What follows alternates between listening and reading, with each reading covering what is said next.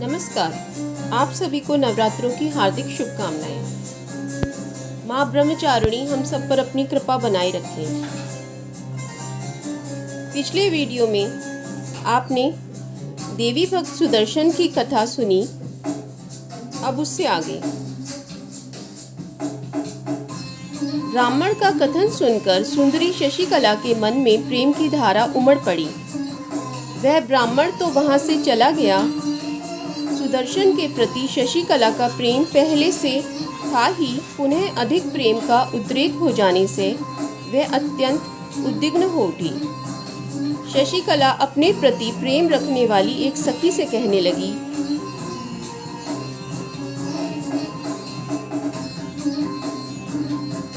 जिसका प्रसंग सुनने के बाद विरह से अत्यंत आकुल हुए मेरे कोमल मन को उसकी याद सता रही है। अब तो मुझे शरीर का शीतल चंदन विष के समान, माला सर्प के समान और शीतल किरणें अग्नि के समान जान पड़ती हैं। किसी स्थान पर भी मेरे चित्त को शांति नहीं मिलती।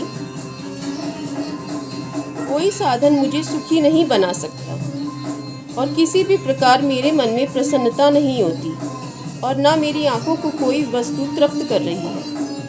अब मैं उस वन में जाना चाहती हूँ जहाँ राजकुमार विराजमान है, किंतु कुल की लाज का भय मुझे भयभीत कर रहा है। साथ ही मैं पिताजी के वश में भी हूँ। क्या करूँ? मेरे पिताजी अभी स्वयंवर करने के लिए तैयार नहीं है। स्वयंवर होता तो मैं उस समय राजकुमार सुदर्शन के लिए अपनी इच्छा प्रकट कर देती। मेरे मन में तो बस वह राज्यहीन सुदर्शन ही बस गया है। व्यास जी कहते हैं, राजकुमार सुदर्शन के कोई सहायक नहीं था, न पास में संपत्ति थी और न वह प्रसिद्ध शूरवीर ही था। फल मूल खाकर वनवासी जीवन व्यतीत करता था। केवल भगवती जगदम्बा का काम बीज मंत्र उसके हृदय में बस गया था। उसी मंत्र के प्रभाव से सुदर्शन को सिद्धि मिल गई। वह मंत्र उसके चित्त से क्षण भर के लिए भी दूर नहीं होता था, जबकि क्रिया सदा चलती रहती। एक रात को स्वप्न में विष्णुमयी पूर्ण ब्रह्म स्वरूपा भगवती जगदम्बा ने उसे अपने दर्शन कराए। वे अव्यक्त स्वरूपिणी भगवती समस्त संपत्ति प्रदान कर देती हैं। श्रृंगवेरपुर के अध्यक्ष निषाद ने सुदर्शन के पास आकर उसे एक उत्तम रथ चढ़ने को दे दिया। उस रथ में सभी उपयोगी सामग्री प्रस्तुत थी। वह रथ 4 घोड़ों से खींचा जाता था। पताकाएं उसकी शोभा बढ़ाती थीं। राजकुमार सुदर्शन एक विजयशाली महान व्यक्ति है। मन में यह जानकर श्रृंगवेरपुर के अध्यक्ष ने भेंट रूप में उसके पास वह रथ उपस्थित किया था। सुदर्शन ने भी प्रसन्नता पूर्वक वह रथ ले लिया। साथ ही मित्र रूप में आए हुए निषाद का जंगली फल और फूलों के द्वारा यथोचित स्वागत भी किया। आतिथ्य स्वीकार करके निषाद राज के चले जाने पर वहां जो तप करने वाले मुनिगण थे, वे अत्यंत प्रसन्न होकर सुदर्शन से कहने लगे, राजकुमार, तुम भगवती की कृपा के फलस्वरूप थोड़े ही दिनों के बाद एक स्वतंत्र राजा होगे। यह ध्रुव सत्य है, इसमें कोई भी संदेह नहीं है। श्रुवत भगवती जगदम्बा वर देने में कुशल और संसार को मोहित करने वाली है। वे तुम पर प्रसन्न हैं। अब तुम्हें उत्तम सहायक भी मिल गया है, अतः बिल्कुल चिंता मत करो। तत्पश्चात उत्तम व्रत का पालन करने वाले उन मुनियों ने मनोरमा से कहा, अब तुम्हारा पुत्र भूमंडल का सम्राट होकर रहेगा। मुनियों के वचन सुनकर मनोरमा ने उत्तर दिया, महाराज, आपका वचन सफल हो। यह कुमार आपकी सदा सेवा करेगा। श्रेष्ठ उपासना के प्रभाव से कौन सी ऐसी विचित्र घटना है जो संभव ना हो। अन्यथा मेरे पास तो न सेना है, न मंत्रिमंडल और न खजाना ही, ना कोई प्रबल सहायक ही है। फिर किसके सहयोग से मेरा पुत्र राज्य पाने के लिए योग्य बन सकता है? हाँ, आप लोग मंत्र के पूर्ण विद्वान हैं। आपके आशीर्वाद की सहायता से निश्चय ही मेरा पुत्र राजा होगा, इसमें मुझे कोई भी संदेह नहीं दिखता। व्यास जी कहते हैं, सुदर्शन को सभी विद्याएं सुलभ हो गई थी। वह राजकुमार रथ पर बैठकर जहाँ जाता वहीं तेज से ऐसा जान पड़ता था मानो एक अक्षौहिणी सेना उसके साथ हो। सुदर्शन प्रसन्नता पूर्वक निरंतर बीज मंत्र जप करता था। उसी मंत्र के प्रभाव से उसमें इतनी शक्ति आ गई थी, दूसरे किसी कारण की तो कल्पना ही नहीं की जा सकती थी। क्लीम यह कामराज कहलाने वाला बीज मंत्र बड़ा ही विलक्षण है। जो पुरुष किसी अच्छे गुरु से इसकी दीक्षा लेकर शांत चित्त से पवित्रता पूर्वक इसका जप करता है, उसकी सारी कामनाएं पूर्ण होती हैं। महाराज, पृथ्वी और स्वर्ग में भी कोई अत्यंत दुर्लभ पदार्थ नहीं है जो भगवती जगदम्बा की कृपा से सुलभ ना हो सके। वे बड़े ही मूर्ख, भाग्यहीन और रोगों से व्यथित प्राणी हैं जिनके चित्त में भगवती जगदम्बिका के पूजन में अटल श्रद्धा नहीं हो पाती। कुरुनंदन, जो पूर्व युग से ही देवताओं की जननी होने के कारण आदि माता नाम से प्रसिद्ध है, वे ही भगवती बुद्धि, कीर्ति, धृति, लक्ष्मी, शक्ति, श्रद्धा, मति और स्मृति आदि रूपों से संपूर्ण प्राणियों का कल्याण करने के लिए पधारी है। यह बिल्कुल स्पष्ट बात है। जो मनुष्य इन रूपों में भगवती को नहीं पहचानते, उनकी बुद्धि अवश्य ही माया से हरी गई है। इसी से वे अन्य वाद विवादों से अपनी बुद्धि खपाते रहते हैं, परंतु विश्व पर शासन करने वाली कल्याणमयी भगवती की उपासना नहीं करते।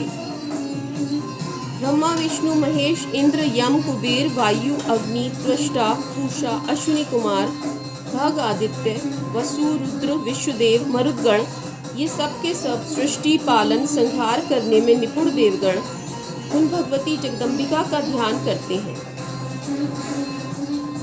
कौन ऐसा विद्वान है जो उन परम ब्रह्म स्वरूपिणी आदि शक्ति की आराधना ना करता हो।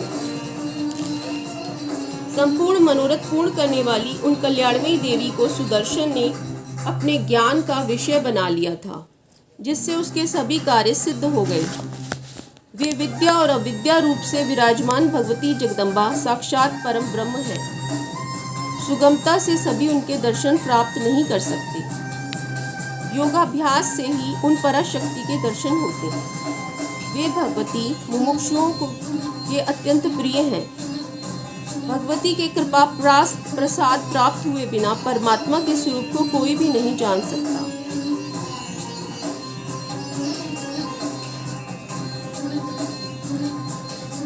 त्रिविध सृष्टि की व्यवस्था करके सारी शक्ति को जो स्वयं अपने में दिखा रही हैं, उन्हीं भगवती का मन ही मन चिंतन करता हुआ सुदर्शन वन में रहता था। उस समय राज्य मिलने से भी कहीं अधिक सुख की अनुभूति उसके मन में होती थी। उधर शशिकला के पिता राजा सुबाहु ने कन्या की विवाह के योग्य आयु समझकर बड़ी सावधानी के साथ स्वयंवर की तैयारी कराई। विद्वानों ने विवाह के लिए समुचित स्वयंवर 3 प्रकार के बतलाए हैं। राजाओं के लिए हो अथवा अन्य वर्णों के लिए, सबके नियम एक ही हैं। एक इच्छा स्वयंवर, जिसमें कन्या अपनी इच्छा से वर चुन लेती है। दूसरा प्रण स्वयंवर, कोई प्रण ठान लिया जाए, जैसे भगवान राम ने शंकर का धनुष तोड़कर जानकी जी को ब्याया था। तीसरा शौर्य शुल्क, अर्थात जो सबसे बढ़कर शूरवीर हो वही कन्या को ले जा सकता है। यह स्वयंवर विशेषतः वीरों के लिए है।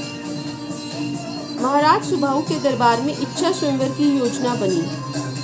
शिल्पियों द्वारा बहुत से मंच बनवाए गए। मंचों को सुखदायी बिछौनों से बिछाया गया। सभा भवन में भांति भांति के मंडप तैयार कराए गए। इस प्रकार स्वयंवर विवाह की पूरी सामग्री जुट जाने पर शशिकला का मन उद्विग्न हो गया। उसने अपनी एक सखी से कहा, तुम एकांत में जाकर मेरी माता से यह बात कह दो कि मैं अपने मन में ध्रुव संधि के कुमार को पति के रूप में वरण कर चुकी हूँ। उस सुदर्शन के सिवा मैं किसी दूसरे को पति नहीं बनाऊंगी।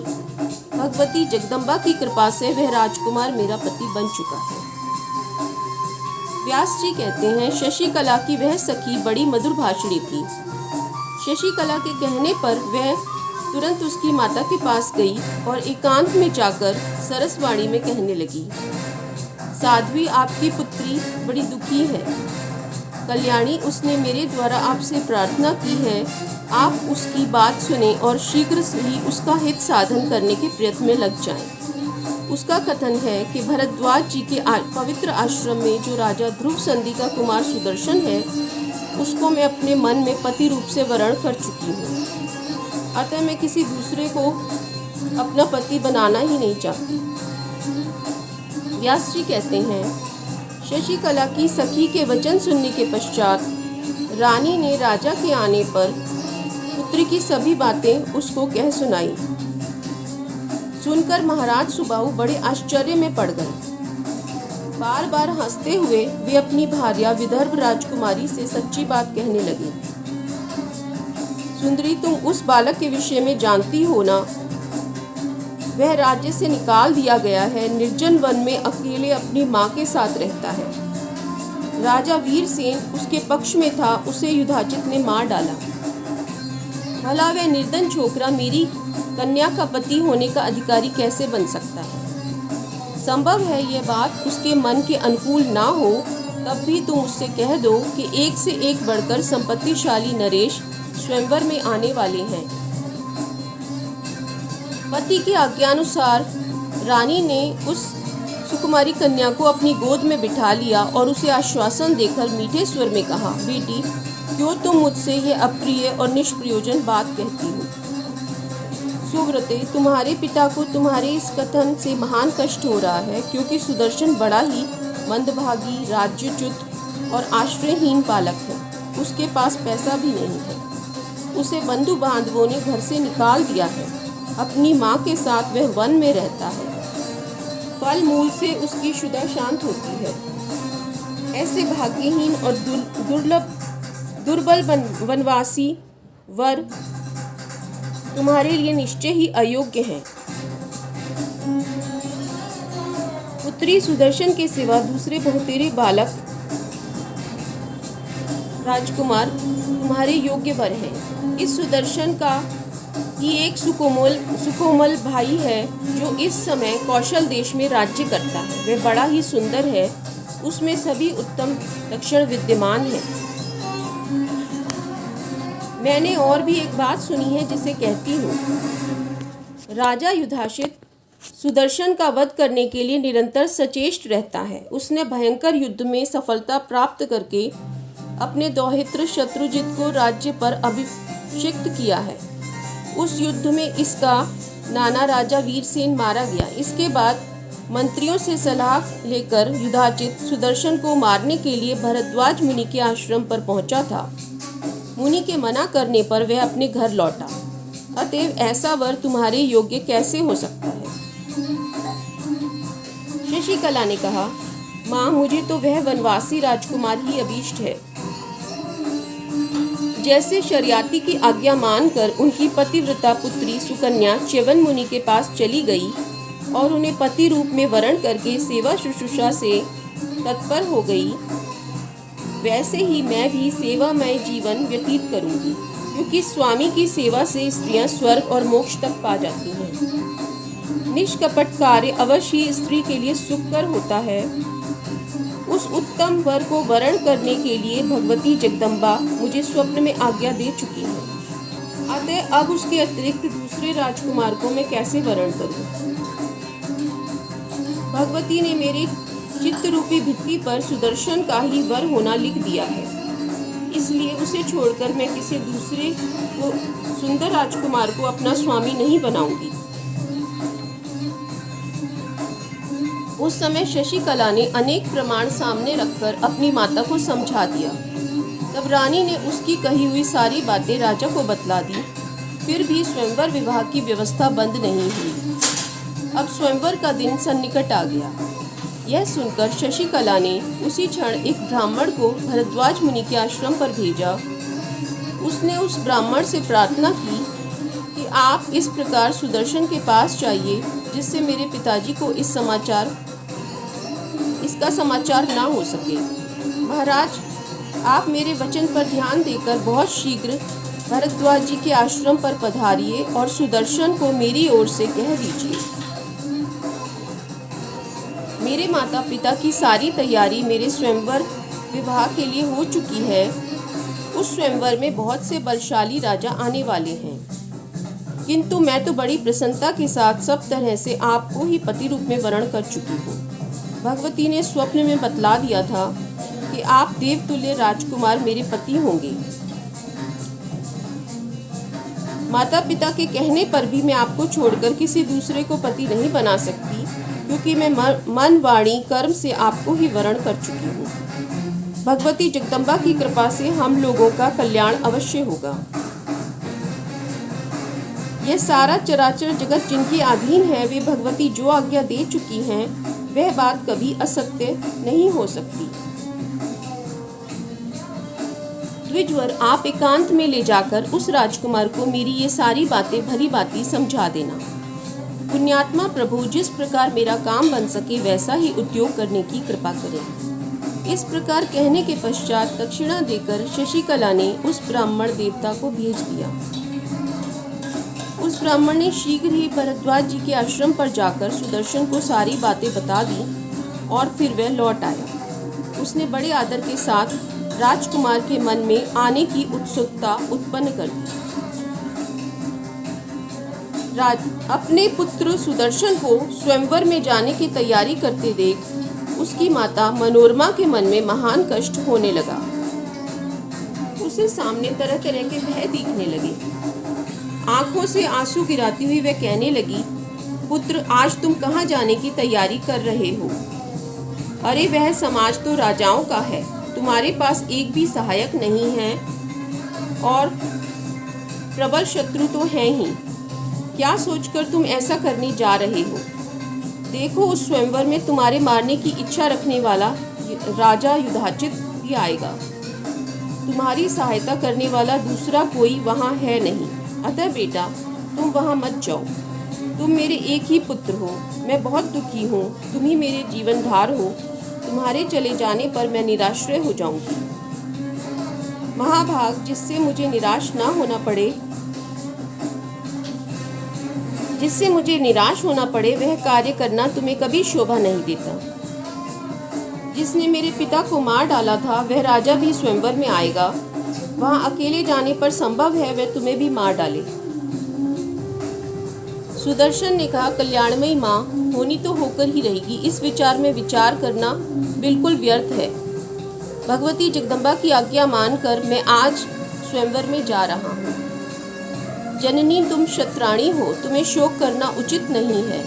भगवती की कृपा से मेरे मन में तो भय का नाम तक नहीं है। इस प्रकार कहकर सुदर्शन रथ पर बैठा और जाने को तैयार हो गया। माता मनोरमा ने उसे अनेकों आशीर्वाद देने के साथ ही उसके कार्य का अनुमोदन किया। वह कहने लगी, भगवती जगदम्बा अग्रभाग से तेरी रक्षा करें, पार्वती पृष्ठ भाग की रक्षक हो। दोनों पार्श्व भागों में पार्वती रक्षा करें, भगवती शिवा सर्वत्र रक्षक रहें। किसी कठिन मार्ग में पड़ने पर भगवती वाराही सहायक हो। यदि कोई दुख सामने आ जाए तो दुर्गा रक्षा करें।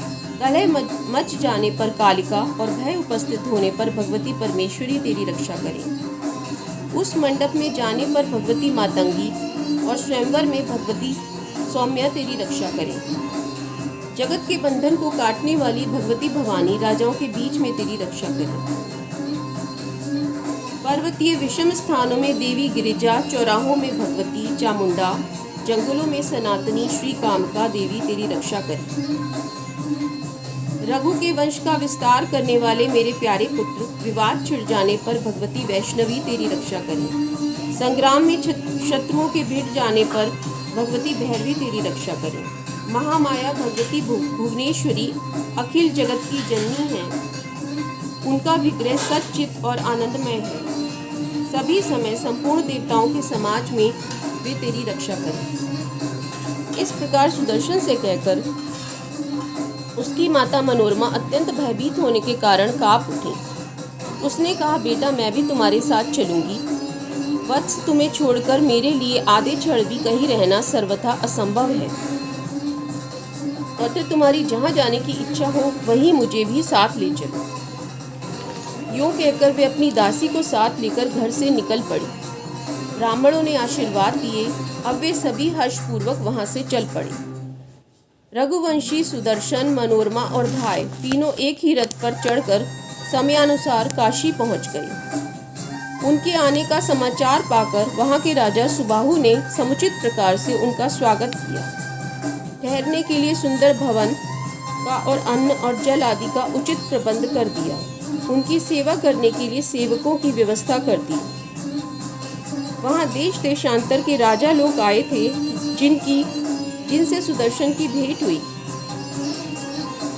राजा युधाचित भी अपने दोहित्र के साथ वहां आया था। करुष, मद्र, सिंधु, महिष्मती आदि देशों के सुप्रसिद्ध नरेश वहां पधारे हुए थे। वे सब के सब शूरवीर थे।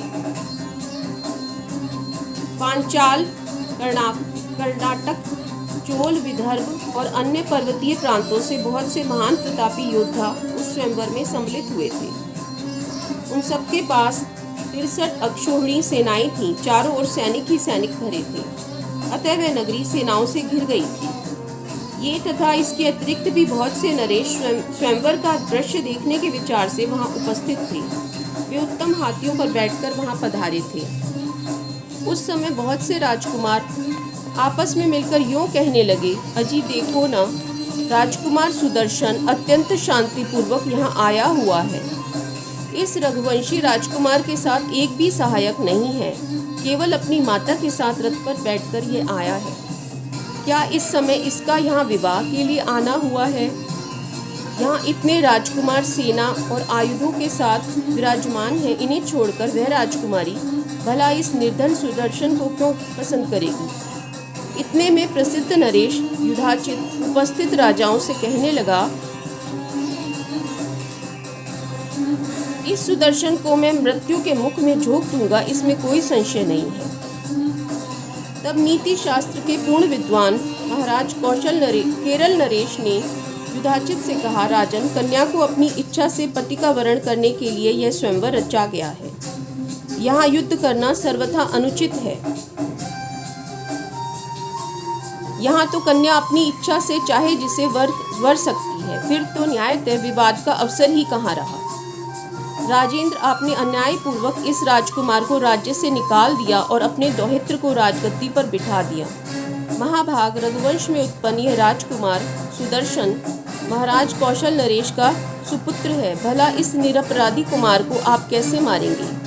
ऐसा करेंगे तो अन्याय का जो फल होगा वह आपको अवश्य भोगना पड़ेगा। देखिए, सब पर शासन करने वाला कोई और भी जगत पिता परमेश्वर विराजमान है। धर्म की ही विजय होती है, ना कि अधर्म की। जहाँ कहीं भी हो, सत्य का ही मस्तक ऊंचा रहेगा, ना कि असत्य का। राजेंद्र, आप अन्याय ना करें, निश्चय ही पाप बुद्धि का त्याग कर दें। सुंदर रूप वाला आपका दोहित्र भी तो यहाँ आया है। इस समय राजलक्ष्मी उसकी शोभा बढ़ा रही है, भला उसे ही वह राजकुमारी क्यों न स्वीकार कर लेगी। इतना ही नहीं, इस राजकुमारी के स्वयंवर में अत्यंत पराक्रमी अनेकों राजकुमार आए हुए हैं। कन्या स्वेच्छा से किसी को भी स्वीकार कर सकती है, फिर इसमें विवाद का कहाँ अवसर रहा। विवेकी पुरुषों का इस विषय में परस्पर द्वेष भाव करना सर्वथा अनुचित है।